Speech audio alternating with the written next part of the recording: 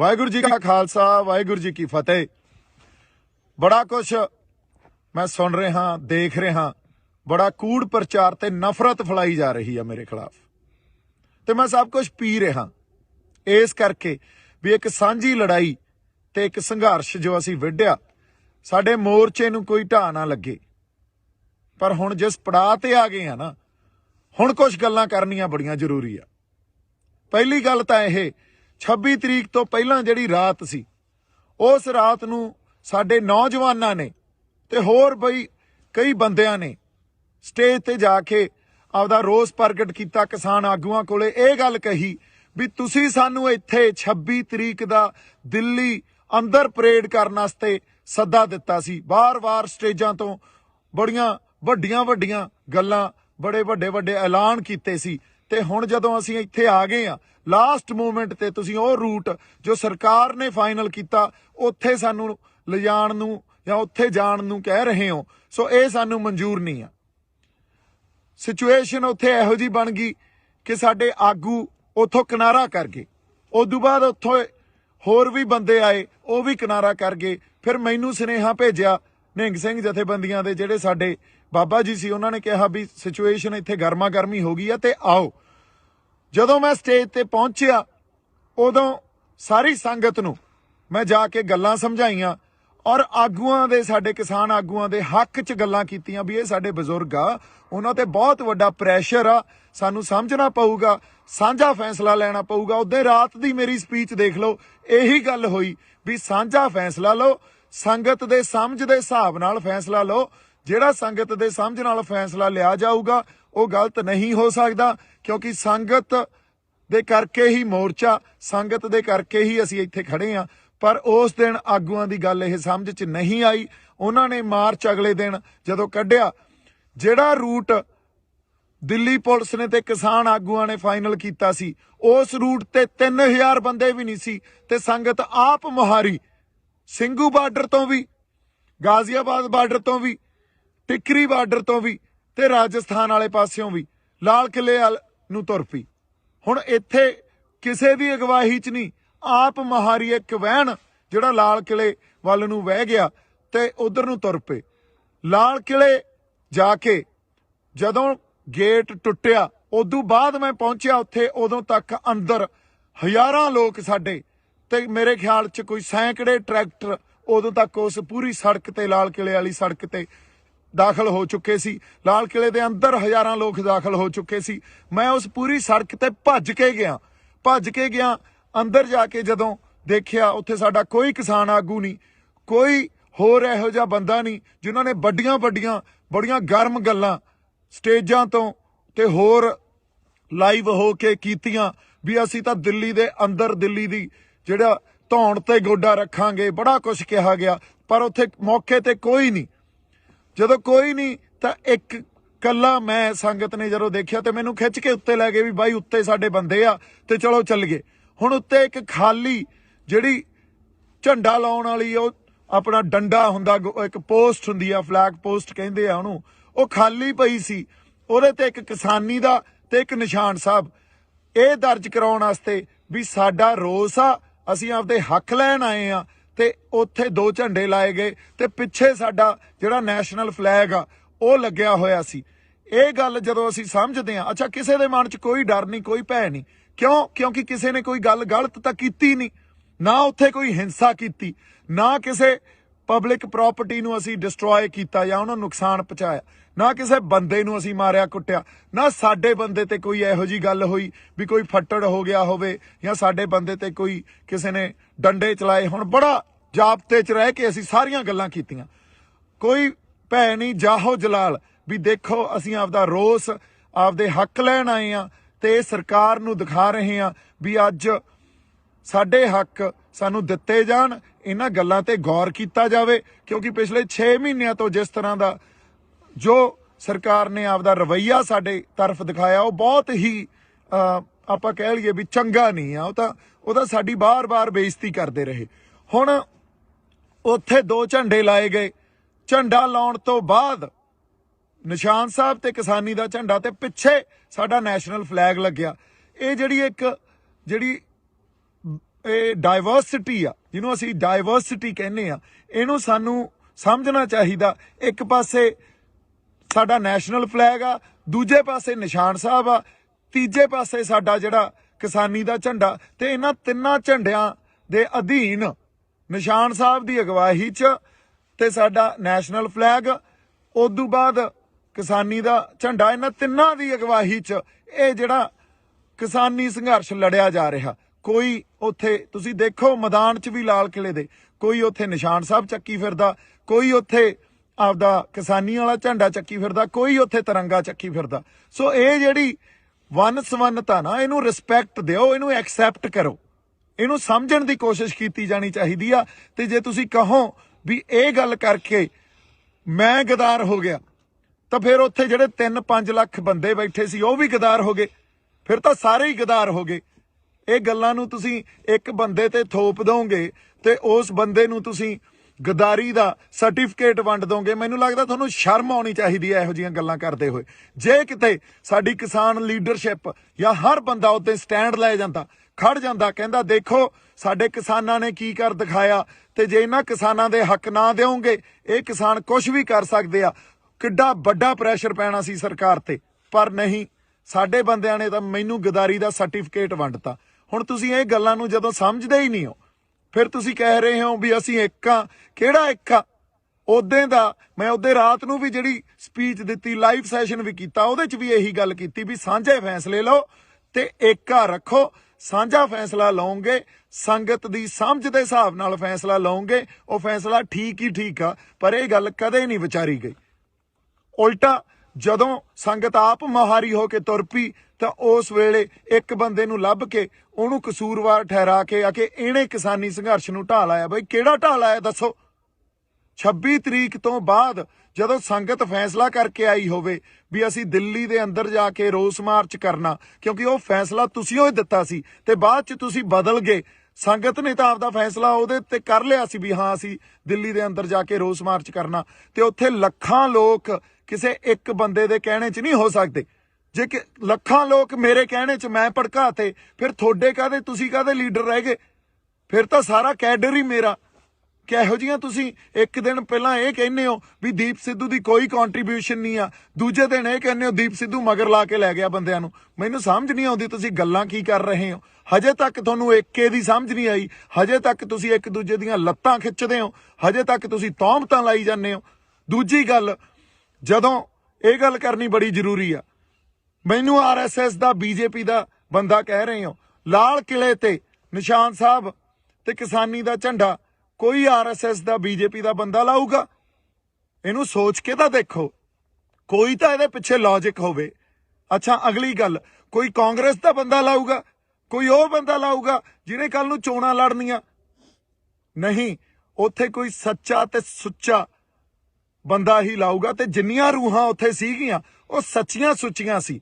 ਤੁਸੀਂ ਇੱਕ ਬੰਦੇ ਨੂੰ ਗਦਾਰ ਕਹਿ ਕੇ, ਤੇ ਉਹ ਵੀ ਸਾਰੇ ਗਦਾਰ ਹੀ ਹੋਏ ਫਿਰ ਤਾਂ ਜਿਹੜੇ ਉੱਥੇ ਗਏ ਸੀ।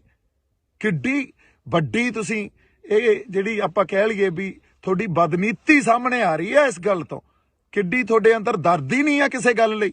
ਗੱਲ ਦੀ ਸਮਝ, ਮੈਨੂੰ ਲੱਗਦਾ ਜਾਂ ਤਾਂ ਤੁਸੀਂ ਸਮਝਣਾ ਨਹੀਂ ਚਾਹੁੰਦੇ ਜਾਂ ਸਮਝਦੇ ਹੋਏ ਵੀ ਨਹੀਂ ਸਮਝ ਰਹੇ ਵੀ ਇੱਕ ਬੰਦੇ ਤੇ ਕਸੂਰ ਉਹਦੇ ਤੇ ਥੋਪੋ। ਕਿਉਂਕਿ ਜਿਹੜੇ ਫੈਸਲੇ ਲਏ ਆ ਅੱਜ ਤੱਕ ਤੁਸੀਂ, ਉਹ ਫੈਸਲੇ ਆਪ ਮੁਹਾਰੇ, ਤੇ ਕਿਸੇ ਨਾ ਕਿਸੇ ਤੁਹਾਡੇ ਅੰਦਰ ਐਡੀ ਵੱਡੀ ਈਰਖਾ ਤੇ ਸਭ ਤੋਂ ਵੱਡੀ ਗੱਲ ਹੰਕਾਰ। ਇੰਨੇ ਹੰਕਾਰੇ ਫਿਰਦੇ ਹੋ ਵੀ ਕਿਸੇ ਦੀ ਗੱਲ ਹੀ ਨਹੀਂ ਸੁਣਦੇ। ਜੋ ਫੈਸਲਾ ਅਸੀਂ ਕਰਤਾ ਉਹੀ ਮੰਨਣਾ ਪਊਗਾ। ਆਹ ਭਾਸ਼ਾ ਤੁਹਾਡੀ। ਹੁਣ ਤੁਸੀਂ ਦੇਖੋ, ਇਹ ਭਾਸ਼ਾ ਨਾਲ, ਇਹ ਤਾਂ ਸਰਕਾਰ ਦੀ ਭਾਸ਼ਾ ਹੁੰਦੀ ਆ, ਫਿਰ ਤੁਹਾਡੇ ਤੇ ਸਰਕਾਰ 'ਚ ਤਾਂ ਕੋਈ ਫਰਕ ਹੀ ਨਹੀਂ ਰਹਿ ਗਿਆ। ਇਹੀ ਗੱਲਾਂ ਸਰਕਾਰ ਕਰਦੀ ਆ, ਇਹੀ ਤੁਸੀਂ ਕਰੀ ਜਾਂਦੇ ਹੋ। ਜੇ ਐਂ ਚੱਲਦਾ ਰਿਹਾ ਤਾਂ ਕੋਈ ਵੀ ਨੌਜਵਾਨ ਬੰਦਾ ਕੱਲ ਨੂੰ ਉੱਠ ਕੇ ਆਪਦੇ ਲੋਕਾਂ ਲਈ ਜਜ਼ਬਾਤਾਂ ਦੇ ਆਧਾਰ ਤੇ ਨਹੀਂ ਲੜੂਗਾ। ਕੋਈ ਨਹੀਂ ਆਊਗਾ।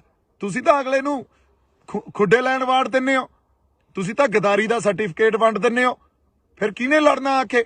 ਫਿਰ ਸਾਰਾ ਸਿਸਟਮ ਜੋ ਸਰਕਾਰਾਂ ਚਲਾਉਂਦੀਆਂ ਉਵੇਂ ਹੀ ਚੱਲੂਗਾ, ਤੇ ਜਾਂ ਤੁਹਾਡੇ ਹੱਥਾਂ 'ਚ ਆ ਜਾਂਦਾ ਤੁਸੀਂ ਚਲਾਉਣੇ ਉਵੇਂ ਹੀ ਚੱਲੂਗਾ। ਇੱਥੇ ਤਾਂ ਪਰਿਵਾਰਵਾਦ ਹੀ ਰਹੂ, ਜਾਂ ਜਿਹੜੇ ਲੀਡਰ ਬਣਦੇ ਆ, ਜਿਹੜੇ ਬਣੇ ਹੋਏ ਆਲਰੇਡੀ, ਉਹਨਾਂ ਦੇ ਗਾਂ ਬੱਚੇ ਲੀਡਰ ਬਣ ਜਾਂਦੇ ਆ। ਇੱਥੋਂ ਕੋਈ ਸਾਡੇ ਵਰਗਿਆਂ 'ਚ ਉੱਠ ਕੇ ਤਾਂ ਆਖੇ ਅਸੀਂ ਲੀਡਰ ਬਣ ਤਾਂ ਆਏ ਵੀ ਨਹੀਂ, ਪਰ ਸੱਚੀਆਂ ਤੇ ਸੁੱਚੀਆਂ ਗੱਲਾਂ ਵੀ ਨਹੀਂ ਕਰ ਸਕਦੇ। ਤੁਸੀਂ ਇਹ ਗੱਲ ਨੂੰ ਸਟੈਂਡ ਤਾਂ ਕੀ ਲੈਣਾ ਸੀ? ਜੋ ਉਦੋਂ ਸਾਡੀ ਸੰਗਤ ਨੇ ਕਰ ਦਿਖਾਇਆ। ਉਲਟਾ ਤੁਸੀਂ ਇੱਕ ਬੰਦੇ ਨੂੰ ਲੱਭ ਕੇ ਉਹਦੇ ਉਲਟ ਹੋ ਗਏ, ਉਹਦੇ ਤੇ ਸਭ ਕੁਝ ਮੜਤਾ ਤੇ ਉਹਨੂੰ ਗਦਾਰ ਕਹਿਤਾ। ਉਹ ਭਲੇ ਲੋਕੋ, ਤੁਹਾਨੂੰ ਉਸ ਦਿਨ ਨੂੰ ਸੈਲੀਬ੍ਰੇਟ ਕਰਨਾ ਚਾਹੀਦਾ ਸੀ। ਜੇ 26 ਨਵੰਬਰ ਨੂੰ ਅਸੀਂ ਜਦੋਂ ਬੈਰੀਕੇਡ ਭੰਨੇ ਸੀ ਸ਼ੰਭੂ ਬਾਰਡਰ ਤੋਂ ਚੱਲ ਕੇ, ਉਦੋਂ ਸਰਕਾਰ ਜਗਾਈ ਸੀ ਨਾ, ਤਾਂ 26 ਜਨਵਰੀ ਨੂੰ ਵੀ ਅਸੀਂ ਸਰਕਾਰ ਜਗਾਈ ਸੀ। ਅੰਨੀ ਤੇ ਬੋਲੀਆਂ ਸਰਕਾਰਾਂ ਨੂੰ ਤੇ ਉਹ ਸਾਰੀਆਂ ਨੈਸ਼ਨਲ ਜਿਹੜੀਆਂ ਸਾਡੀਆਂ ਪੋਲੀਟੀਕਲ ਪਾਰਟੀ ਆ ਜਾਂ ਪੋਲੀਟੀਕਲ ਕਲਾਸ ਸਾਰੀ ਜਿਹੜੀ ਬੈਠੀ ਆ, ਉਹਨਾਂ ਦੇ ਅੱਖਾਂ ਤੇ ਕੰਨ ਖੋਲੇ ਸੀ ਅਸੀਂ ਉੱਤੇ। ਤੁਹਾਨੂੰ ਇਹਨਾਂ ਗੱਲਾਂ ਦੀ ਸਮਝ ਹੀ ਨਹੀਂ ਆ। ਤੁਹਾਨੂੰ ਸਟੈਂਡ ਲੈਣਾ ਚਾਹੀਦਾ ਸੀ। ਦੀਪ ਸਿੱਧੂ ਨੇ ਕਿਸੇ ਮੋਰਚੇ ਨੂੰ ਢਾਹ ਨਹੀਂ ਲਾਈ ਆ। ਦੀਪ ਸਿੱਧੂ ਕਦੇ ਵੀ, ਹੁਣ ਵੀ ਸਿੰਘੂ ਦੇ ਕੋਲੇ ਹੀ ਖੜੇ ਆ, ਹਜੇ ਵੀ ਨਹੀਂ ਭੱਜੇ। ਤੁਸੀਂ ਇੱਕ ਹੋਰ ਗੱਲ ਕੀਤੀ ਆ ਕਿ ਦੀਪ ਸਿੱਧੂ ਮੋਟਰਸਾਈਕਲ ਲੈ ਕੇ ਭੱਜ ਗਿਆ। ਮੈਂ ਟਰੈਕਟਰ ਤੇ ਬੈਠ ਕੇ ਉੱਥੋਂ ਲਾਈਵ ਕੀਤਾ। ਉਦੋਂ ਬਾਅਦ ਕੁਝ ਬੰਦੇ ਜਿਹੜੇ ਯੂਨੀਅਨ ਦੇ ਬੰਦੇ ਸੀ, ਫਿਰ ਕਿਸਾਨ ਯੂਨੀਅਨ ਦੇ, ਉਹਨਾਂ ਨੇ ਆ ਕੇ ਇਹ ਕਿਹਾ ਵੀ ਇਸ ਬੰਦੇ ਨੇ ਸਾਰੀ ਹਿੰਸਾ ਕੀਤੀ ਆ। ਕਿਹੜੀ ਹਿੰਸਾ ਕੀਤੀ ਆ? ਕੋਈ ਬੰਦਾ ਮਰਿਆ, ਕੋਈ ਫੱਟੜ ਹੋਇਆ?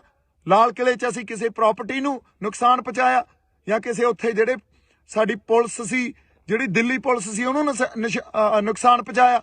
ਉਲਟਾ ਪੁਲਿਸ ਦੇ ਨਾਲ ਲੱਗ ਕੇ ਜਦੋਂ ਝੰਡੇ ਉੱਤੇ ਵਿਰੋਧ ਅਸੀਂ ਕਰਨ ਲਈ ਲਾਤੇ, ਉਹ ਪੁਲਿਸ ਦੇ ਨਾਲ, ਉਹ ਪੁਲਿਸ ਵਾਲੇ ਸਾਨੂੰ ਆ ਕੇ ਕਹਿੰਦੇ ਯਾਰ ਤੁਹਾਡੇ ਵਰਗੇ ਬੰਦੇ ਨਹੀਂ ਦੇਖੇ, ਕਿਸੇ ਨੇ ਕੁਛ ਨੁਕਸਾਨ ਨਹੀਂ ਪਹੁੰਚਾਇਆ। ਤੇ ਪੁਲਿਸ ਨੇ ਨਾਲ ਲੱਗ ਕੇ ਇਹ ਕਿਹਾ ਵੀ ਚਲੋ ਠੀਕ ਆ, ਤੁਸੀਂ ਜੋ ਕਰਨਾ ਕਰ ਲਓ ਤੇ ਉਦੋਂ ਬਾਅਦ ਪਲੀਜ਼ ਇੱਥੋਂ ਚਲੇ ਜਾਇਓ। ਹੁਣ ਅਗਲੀ ਗੱਲ, ਮੋਟਰਸਾਈਕਲ ਲੈ ਕੇ ਭੱਜਿਆ। ਉਹ ਜਦੋਂ ਮੈਂ ਲਾਈਵ ਕੀਤਾ ਟਰੈਕਟਰ ਤੇ ਬਹਿ ਕੇ, ਕੁਝ ਬੰਦੇ ਕਿਸੇ ਖਾਸ ਕਿਸਾਨ ਯੂਨੀਅਨ ਦੇ ਜਿਹੜੇ ਸੀਗੇ, ਉਹਨਾਂ ਨੇ ਇਹ ਗੱਲ ਕਹੀ ਵੀ ਇਸ ਬੰਦੇ ਨੇ ਹਿੰਸਾ। ਕਿਹੜੀ ਹਿੰਸਾ ਭੜਕਾਈ ਆ? ਦੱਸੋ ਤਾਂ ਸਹੀ। ਕੋਈ ਬੰਦਾ ਮਰਿਆ ਹੋਵੇ, ਕਿਸੇ ਦੀਆਂ ਲੱਤਾਂ ਟੁੱਟੀਆਂ ਹੋਣ, ਕਿਸੇ ਦੇ ਮੋਢੇ, ਕਿਸੇ ਦੀਆਂ ਬਾਹਾਂ ਟੁੱਟੀਆਂ ਹੋਣ ਯਾਰ। ਸੋ ਐਨੀਵੇਜ਼ ਉਹਨਾਂ ਨੇ ਇਹ ਗੱਲ ਕੀਤੀ। ਹੋਰ 4-5 ਬੰਦੇ ਆ ਗਏ ਤੇ ਸਾਡੇ ਬੰਦਿਆਂ ਨੇ ਜਿਹੜੇ ਉੱਥੇ, ਕੁਝ ਮੈਨੂੰ ਤਾਂ ਜਾਣਦੇ ਵੀ ਨਹੀਂ, ਮੈਂ ਤਾਂ ਇਕੱਲਾ ਫਿਰਦਾ ਸੀ। ਜਦੋਂ ਲਾਲ ਕਿਲੇ ਤੋਂ ਉਹ ਅਸੀਂ ਦੋਨੇ ਝੰਡੇ ਉੱਤੇ ਲਾ ਕੇ ਥੱਲੇ ਆਏ ਆ, ਲੋਕਾਂ ਨੇ ਹੱਥਾਂ ਤੇ ਚੱਕ ਲਿਆ। ਲੋਕਾਂ ਨੇ ਕਿਹਾ ਬਾਈ ਟਰੈਕਟਰ ਤੇ ਖੜਾ ਹੋ ਕੇ ਬੋਲ ਕੁਛ। ਉੱਥੋਂ ਵੀ ਟਰੈਕਟਰ ਤੇ ਖੜੇ ਹੋ ਕੇ ਮੈਂ ਇਹੀ ਗੱਲ ਕੀਤੀ ਵੀ ਸਾਡੇ ਆਗੂਆਂ ਨੂੰ, ਸਤਿਕਾਰਯੋਗ ਆਗੂਆਂ ਨੂੰ ਬੇਨਤੀ ਆ ਵੀ ਆ ਕੇ ਕੋਈ ਪ੍ਰੋਗਰਾਮ ਦੇਣ। ਜੇ ਇੱਥੇ ਬਹਿਣਾ ਕਿ ਵਾਪਸ ਜਾਣਾ ਸਾਨੂੰ ਦੱਸਣ। ਤੇ ਉਦੋਂ ਬਾਅਦ ਕਿਸੇ ਨੇ ਕੋਈ ਕੰਟੈਕਟ ਨਹੀਂ ਕੀਤਾ। ਬਾਈ ਜੀ ਜਿਹੜੇ RSS ਦੇ ਏਜੰਟ ਸੀ ਨਾ, ਉਹ ਤਾਂ ਬਾਹਰ ਸੀ, ਫਿਰ ਅੰਦਰ ਉੱਥੇ ਕੋਈ RSS ਦਾ ਏਜੰਟ ਨਹੀਂ ਸੀ। ਅੰਦਰ ਤਾਂ ਉਹ ਬੰਦਾ ਸੀ ਜੋ ਸੱਚੀ ਤੇ ਸੁੱਚੀ ਆਪਦੇ ਅੰਦਰ ਨੇਕ ਆਤਮਾ ਲੈ ਕੇ ਜਜ਼ਬਾਤਾਂ ਦੇ ਆਧਾਰ ਤੇ ਤੁਹਾਡੇ ਨਾਲ ਖੜਾ ਸੀ। ਉਹ ਤਾਂ ਸਾਰੇ ਏਜੰਟ ਤਾਂ ਬਾਹਰ ਸੀ, ਉੱਥੇ ਕੋਈ ਨਹੀਂ ਵੜਿਆ। ਉੱਥੇ ਤਾਂ ਸੰਗਤ ਗਈ ਆ। ਸੰਗਤ 'ਚ ਗੁਰੂ ਦਾ ਵਾਸ ਆ। ਜੇ ਗੁਰੂ 20 ਵਿਸਵੇ ਆ ਤਾਂ ਸੰਗਤ 21 ਵਿਸਵੇ ਆ। ਸੰਗਤ ਦੇ ਫੈਸਲਿਆਂ ਨੂੰ ਪਛਾਣੋ, ਸੰਗਤ ਦੇ ਫੈਸਲਿਆਂ ਨੂੰ ਤੁਸੀਂ ਦੇਖੋ, ਮਹਿਸੂਸ ਕਰੋ। ਹਜੇ ਵੀ ਟਾਈਮ ਆ ਤੁਹਾਡੇ ਕੋਲੇ। ਫਿਰ ਅਗਲੀ ਗੱਲ, ਜਦੋਂ ਮੇਰੇ ਤੇ ਉਹਨਾਂ ਨੇ ਆ ਕੇ ਇਹ ਕਿਹਾ ਵੀ ਉਹ ਤੂੰ ਹਿੰਸਾ ਪੜਾਈ ਆ, ਤੂੰ ਭੜਕਾਈ ਆ। ਹੁਣ ਮੈਂ ਉੱਥੇ ਆਪਦੇ ਬੰਦਿਆਂ ਨਾਲ ਲੜਦਾ। ਲੜਨ ਵਾਸਤੇ ਫੇਰ ਗੱਲ ਕੀ ਹੋਣੀ ਸੀ? ਦੇਖੋ ਦੀਪ ਸਿੱਧੂ ਦਾ ਕਿਰਦਾਰ, ਇਹ ਤਾਂ ਐਂ ਆ, ਇਹ ਤਾਂ ਲੜੀ ਜਾਂਦਾ ਬੰਦਿਆਂ ਨਾਲ, ਇਹ ਗਾਲਾਂ ਕੱਢੀ ਜਾਂਦਾ। ਉੱਥੋਂ ਜਿਹੜੇ ਕੁਝ ਸੁਹਿਰਦ ਬੰਦੇ ਸੀ, ਮੈਨੂੰ ਤਾਂ ਵਿਚਾਰੇ ਜਾਣਦੇ ਵੀ ਨਹੀਂ ਸੀ, ਉਹਨਾਂ ਨੇ ਕਿਹਾ ਬਾਈ ਤੂੰ ਨਿਕਲ, ਬਾਈ ਤੂੰ ਨਿਕਲ। ਉਹ ਮੈਨੂੰ ਲੈ ਗਏ। ਉਦੋਂ ਬਾਅਦ ਅਸੀਂ ਵਾਕਿਆ ਹੀ ਉਹ ਸਿਚੁਏਸ਼ਨ ਅਵੋਇਡ ਕੀਤੀ। ਕੁੱਟਣ ਨੂੰ ਉੱਥੇ 20 ਬੰਦਿਆਂ ਨੂੰ ਕੁੱਟ ਲੈਂਦੇ, ਲੜ ਪੈਂਦੇ ਆਪਸ 'ਚ। ਇਹ ਕਰਨ ਥੋੜੀ ਆਏ ਆ ਇੱਥੇ। ਫਿਰ ਉਹਨਾਂ ਨੇ ਕੀ ਕਹਿਣਾ ਸੀ? ਦੀਪ ਸਿੱਧੂ ਕੁੱਟਿਆ ਗਿਆ। ਕਿਉਂਕਿ ਤੁਹਾਨੂੰ ਤਾਂ ਇੱਕ ਖਬਰ ਚਾਹੀਦੀ ਆ, ਉਹ ਖਬਰ ਨੂੰ ਤੁਸੀਂ ਵਾਰ-ਵਾਰ ਦੇਖੋਗੇ, ਵਾਰ-ਵਾਰ ਦੇਖੋਗੇ। ਇਹ ਤਾਂ ਸਾਡੀ ਮਾਨਸਿਕਤਾ ਰਹਿ ਗਈ ਯਾਰ। ਕਿੱਥੇ ਬੈਠੇ ਆ ਅਸੀਂ ਆਪਦੀ ਹੋਂਦ ਦੀ ਲੜਾਈ ਲੜ ਰਹੇ ਆ। ਹੋਂਦ ਦੀ ਲੜਾਈ 'ਚ ਤੁਸੀਂ ਇੱਕ ਮੋਟਰਸਾਈਕਲ ਦੀ ਵੀਡੀਓ ਜਿਹਦਾ ਕੋਈ ਸੱਚ ਤੁਹਾਨੂੰ ਪਤਾ ਨਹੀਂ, ਤੁਸੀਂ ਉਹ ਦੇਖ ਕੇ ਘਸਾਤੀ। ਐਡੀ ਮਾਨਸਿਕਤਾ ਤੁਹਾਡੀ ਯਾਰ ਗੰਦੀ। ਹੁਣ ਮੈਂ ਕੀ ਗੱਲਾਂ ਕਰਾਂ ਤੁਹਾਡੇ ਨਾਲ? ਜੇ ਮੈਂ ਬਾਹਲੀਆਂ ਗੱਲਾਂ ਖੋਲੂੰਗਾ ਨਾ, ਹਜੇ ਤਾਂ ਬਹੁਤ ਗੱਲਾਂ ਖੋਲ ਸਕਦਾ ਮੈਂ, ਬੜੀਆਂ ਗੱਲਾਂ ਖੋਲੀਆਂ ਜਾ ਸਕਦੀਆਂ, ਪਰ ਹਜੇ ਟਾਈਮ ਨਹੀਂ ਆ। ਹਜੇ ਬਹੁਤ ਗੱਲਾਂ ਨੂੰ ਪੀਣਾ ਪਊਗਾ। ਪਰ ਮੈਂ ਸੱਚ ਨੂੰ ਸਾਹਮਣੇ ਲਿਆ ਕੇ ਤੁਹਾਡੇ ਰੱਖੂੰਗਾ, ਦਲੀਲ ਰੱਖੂੰਗਾ, ਇੱਕ ਇੱਕ ਗੱਲ ਦੀ ਦਲੀਲ ਦੇਵਾਂਗਾ ਤੁਹਾਨੂੰ। ਤੁਸੀਂ ਯਾਰ ਸਮਝੀ ਕੀ ਬੈਠੇ ਹੋ ਆਪਦੇ ਆਪ ਨੂੰ?